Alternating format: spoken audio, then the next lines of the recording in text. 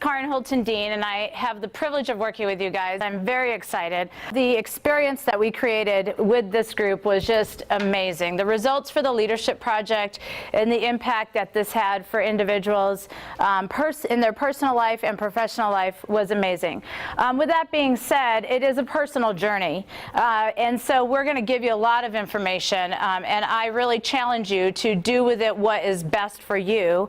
I have, I don't know how many people in this room today, but your walks of where you're at in leadership and where you are with your strengths, knowledge, and those kind of things are unique to your journey.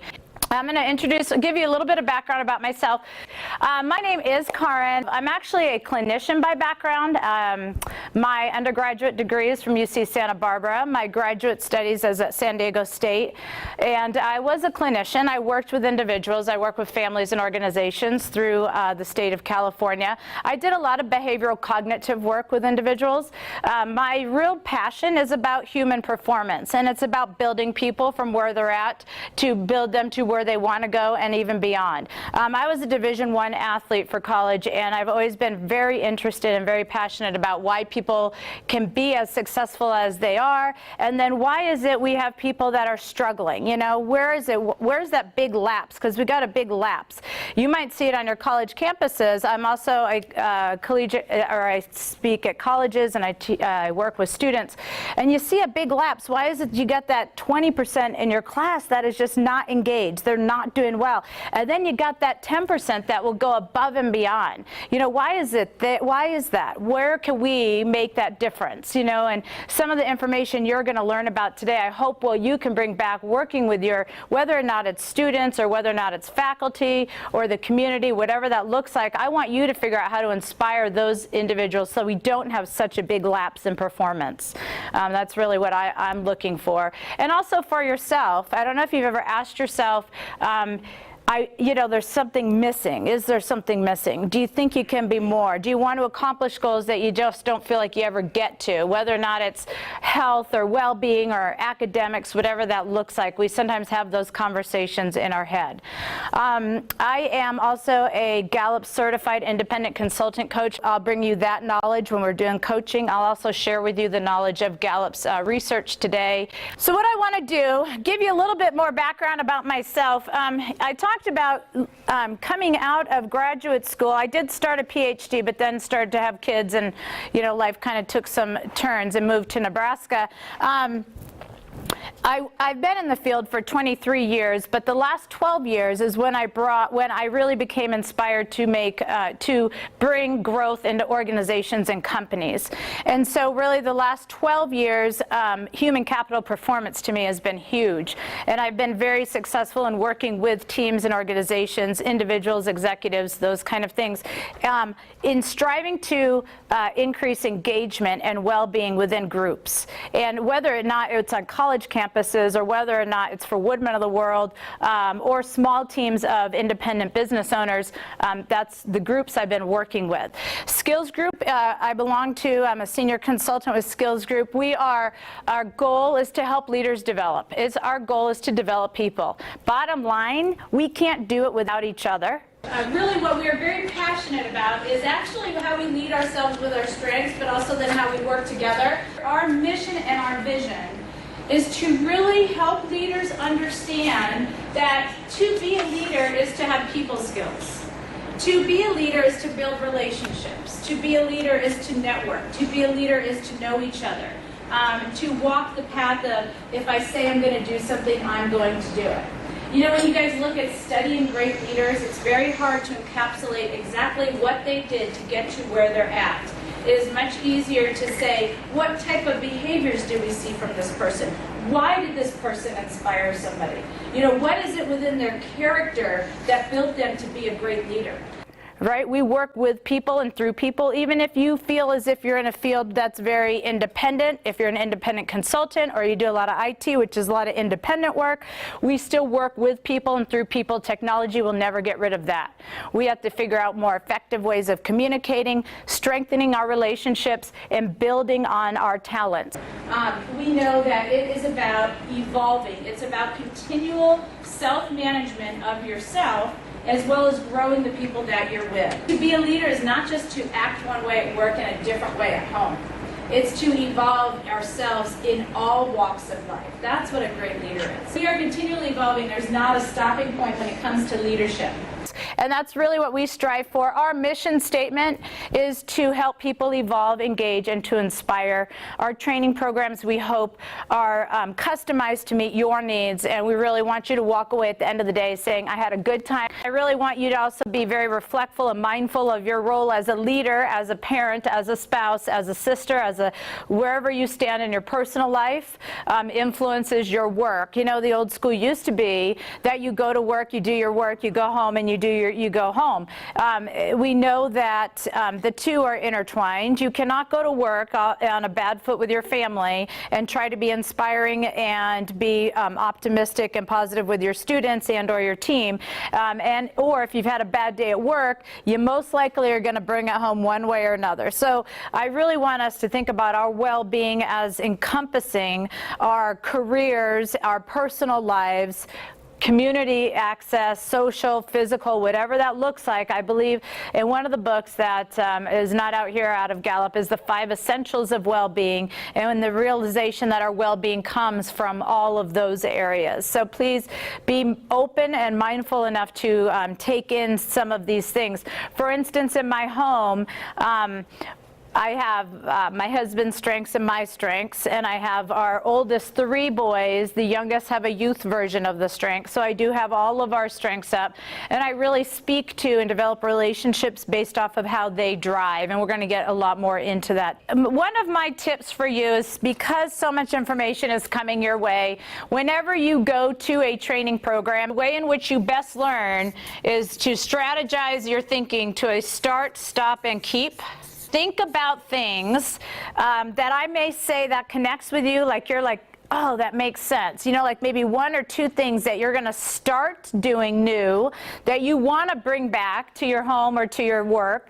I might say some things today that contradict some of the things that you've been doing. And with that being said, I want you to think about how you might stop doing that and or not do it as frequently if it might be getting in your way.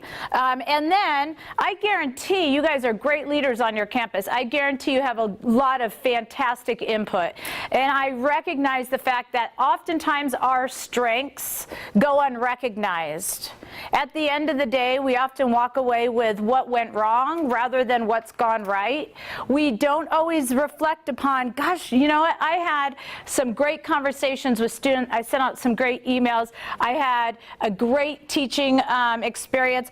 That goes undermined. We don't recognize that at the end of the day. What we recognize is the fact that, gosh darn it, the student didn't get the information or someone didn't get back to me, or a meeting went poorly. So that's what we highlight. And I want us to switch gears, because if we're talking about positive psychology in regards to strengths and leadership, we are talking about to recognize what's gone right at the end of the day. Okay, that's what I want us to start focusing on. So start doing something that might connect with you that's new. Stop doing one thing that might be not working for you. And then let's keep on the right path. Okay, keep on the right path and trickle in some new stuff along the way. So start, stop, and keep. Does that sound like user-friendly technique? It's easy, because what do? You have so much information, you walk away at the end of the day and you're like, what's my plan of action, right? What's my attack? And I, as a coach, am always want to give you goals, and I want to give you action plans, and I want you to have an attack when you leave here today. And that's where we're going to go. Why leadership? Why this project? Why are people and companies and organizations investing in training and leadership? What does it matter? Basically, the science is that it is impacting our bottom line. Bottom line, you're talking about retention, you're talking about engagement, productivity, outcomes. All right, you're talking about not mediocrity. You're talking about going above and beyond and making a difference and having an impact, and that's where we want to go academically. Well, let me tell you a couple of the statistics. Is that people quit people. People don't quit companies. When you have somebody that quits, normally it is in regards to a relationship gone bad. Lack of appreciation is number 1 reported in the books as to why people quit jobs. The retention part of why we need good leadership is because we want our leaders to be able to recognize the importance and how pivotal it is that our people feel appreciated. Another statistic that just came out of Gallup, only 1 in 6 people said that they were appreciated by their supervisor, manager, leader during the 5-year period. So only 1 in 6 said that somebody said they were doing a good job, or somebody said thank you, or somebody said I appreciate what you did. So the statistic there is very low. So we have good people working for us, but 95% of the time people quit because of a relationship issue. That's why leadership matters. That's why we invest in it. It is the antidote for uncertainty. When things are crazy and there's change or there's unpredictability within either change within college campuses, people moving positions, possible budget cutbacks, those kind of things. Any fear on your college campuses of all of those? Yeah, every day, especially in academics, we have that challenge fear. So when we are challenged with uncertainty is when we look to people that are our anchors. When you are stressed out, who do you go to for a conversation? I want to develop you as those anchors on your campuses, because when we do have that uncertainty or that chaos, we want to go to people who we feel can guide us, who we feel may not, even if they don't have the answers, they're going to be honest, or they're going to give us some good reflection and feedback. And trust comes from some behavioral expectations. Setting out, I'm a trustworthy person, I'm going to do what I say, I'm going to hold you, I'm going to respect you, you're going to respect me, but that road takes a while. So bottom line is we want to be those people. Now, the next step to that is we don't have to love our people. Right? You're not asking them home for Thanksgiving, buying them Christmas presents. That's not what we're talking about. But what are we talking about, you guys? It is about growing our people. It's about investing in those relationships. It does impact the bottom line. It's that leadership that you want to have so that people come to you when there is uncertainty or when there's concern and when they're not clear about expectations. Leadership is hard to define. I had you guys do that initial project about somebody that you felt was a good leader in your life. But if you had to truly define leadership, what would that look like for you? There's so many definitions of leadership. I say leader and I say my dad. My dad is the biggest leader in my life ever. He led a life with integrity, commitment, and passion. He led a life saying he will do it, then he will get it done. Very inspirational. Very competent man. So, you know, it looks so different for all of us. And I can say, too, as a college athlete, and I had many coaches, I had probably the same physical abilities within me as an athlete, but there are certain coaches that could pull more talent out of me than others. Like with one particular coach, I was baffled at the results that I had and how far he took me. And with another coach, I was stumbling all over the place. I couldn't perform. I was stressed out. I didn't at the time, I couldn't put my finger on it. And now reflecting back, you see that person that led me, that brought me to a higher level of performance, it wasn't necessarily me, it was how he led me beyond what I ever thought I could do. And I think that's what leaders do. And we may not set out to do it, we may not realize our impact, but all of a sudden the other person realizes your influence and how much you have touched them and have moved them. And it's every day, you know. We have so many leadership opportunities, over 6,000 in a day, where we have times and moments, and even the smallest moments, we can have impact. A please and a thank you. You know, small moments that create big impact. So how do you define it? Absolutely, it is hard. Everybody defines it differently. Oftentimes we do look at big leaders, right? Because we are very media, you know, culture. So we do look at the big leaders and we say, where did they go? What is their journey like? How is it that I can do what they did? Or what parts of them can I take? You know, we look at these great big leaders, and we will never be them, but can you connect with things that they did And or if not, like, can I connect with things my father passed on to me or that coach passed on to me as a leader and take those parts and make it part of me? Any of you guys have a title of leader? Job description, number 1 line says you're the leader? Or does it say you're a manager, supervisor, coordinator, team person, or does it say lead?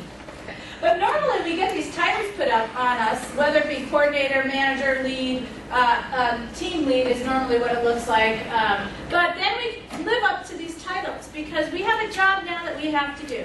We have to hold ourselves accountable because we are now manager, supervisor, and or coordinator. And normally when we live up to those titles, we live within a box.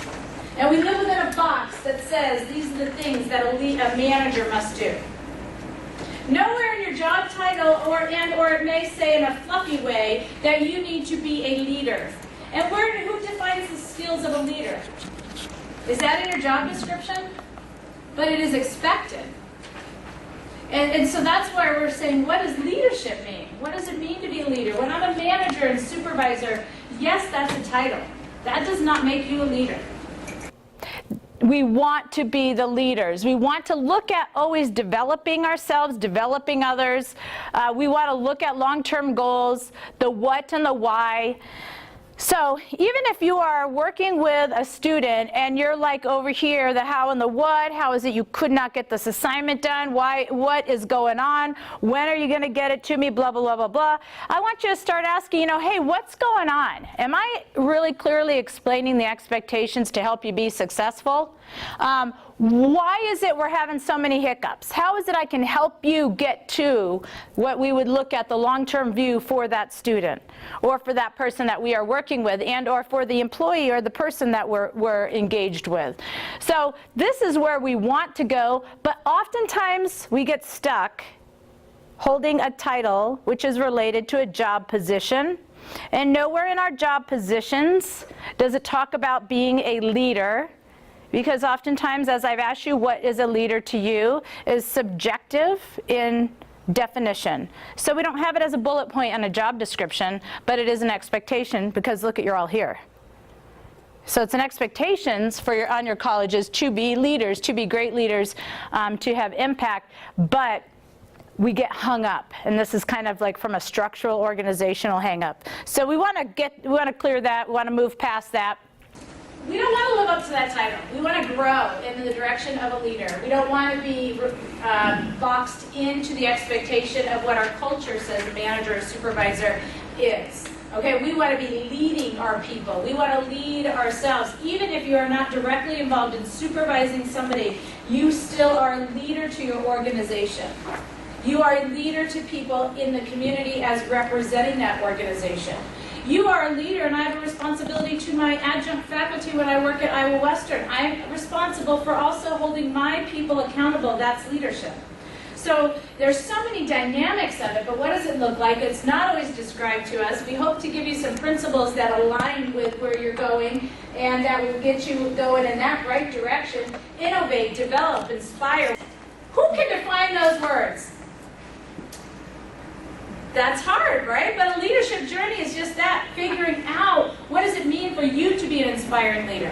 What does it mean for you to evolve your people? What does it mean for you to develop your people, to develop yourself? And so that's really where we want to go. And sometimes, you guys, we don't look at this till it's too late. Sometimes we don't look at changing, making a lifelong change until it's late. We have a catastrophe. We've got a death. We've got a job loss. We've got crises. We don't want to get to that point before we realize what it means to be a leader in our life and to leave a legacy for our family and for our workplace. A working definition is that relationship between those who lead and those who choose to be led that mobilizes people to do things they may not have done otherwise. General, basic, not too big of fluff, but it's a relationship with people through people that is the significance. With and through people. How many people can say here other people aggravate you? Yeah. So we say that, don't we? But really our success comes from the ability to have some emotional control, because our greatest strength and our greatest ability is to work with people and through people every single day. All right, every single day. So if people are beginning to aggravate you, we want to look at that and ask ourselves why. Leaders gather and we wield power through position, but our greatest strength will be through personal influence. Positional power is what I was talking about in regards to a title, a dean, an assistant dean, a vice president of a campus, a coach has a lot of positional power and influence, and instructor. So yes, we have that general positional power, but I'm striving to develop your personal influence, your personal power day in and day out. How many of you guys have kids? I didn't get to ask that. How many of you guys would like to have more influence over your children? So, no, just as my husband says, once they're kicked out, I just want them all out and then I don't care. But yeah, you like to have some more influence? Oftentimes we wait till a very stressful event in order to look at what we're going to be talking about. We wait almost until we approach death to bring life back into us. And so it's a perfect example. If you go through a traumatic event, all of a sudden, hey, I need to live my life. I need to be a better leader, a better mom, a better this, a better that. And I don't want us to get to that point, but sometimes those points in our journey bring us awareness to help create change. But I do coach a lot of people where they're like, yeah, I got to this point, either like maybe divorce or job loss or job stress or something going on. And then all of a sudden they needed to reflect on values. They needed to reflect on priorities. They needed to reflect on long-term goals. We will do all of that here. And so I don't want all of us to get to that point. This is an opportunity not to get to that point and put some energy back into your leadership abilities and your life.